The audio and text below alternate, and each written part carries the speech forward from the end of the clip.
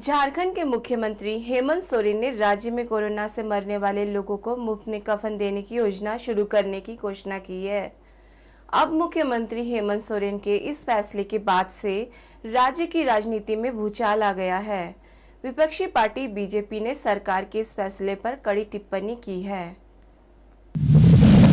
मुख्यमंत्री हेमंत सोरेन झारखंड में कोरोना से निपटने के लिए लगातार कई फैसले ले रहे हैं, लेकिन कुछ ऐसे फैसले भी सरकार की तरफ से लिए जा रहे हैं जिससे राज्य की राजनीति गर्म हो जा रही है।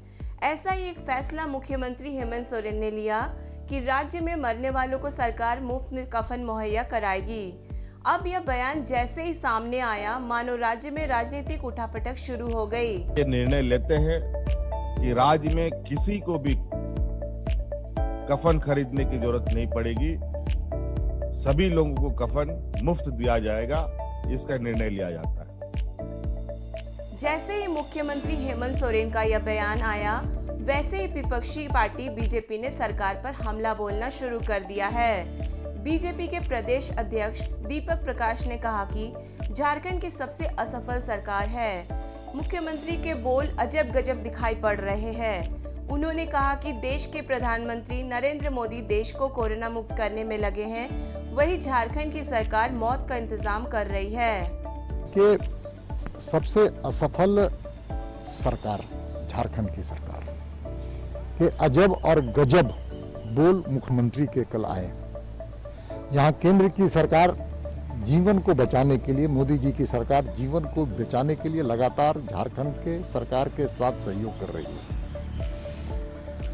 मोदी जी पूरे देश से कोरोना को मुक्त कराने के लिए संकल्पित है, तो दूसरे तरफ राज्य की सरकार दवा की व्यवस्था कराने में असफल रही, बेड बढ़ाने में असफल हुई और हम कह सकते हैं वेंटिलेटर्स को इंस्टॉल कराने में असफल हुई, लोगों को जान बचाने में असफल हुई। और एक तरफ केंद्र की सरकार जीवन बचाने के लिए लोगों को अपना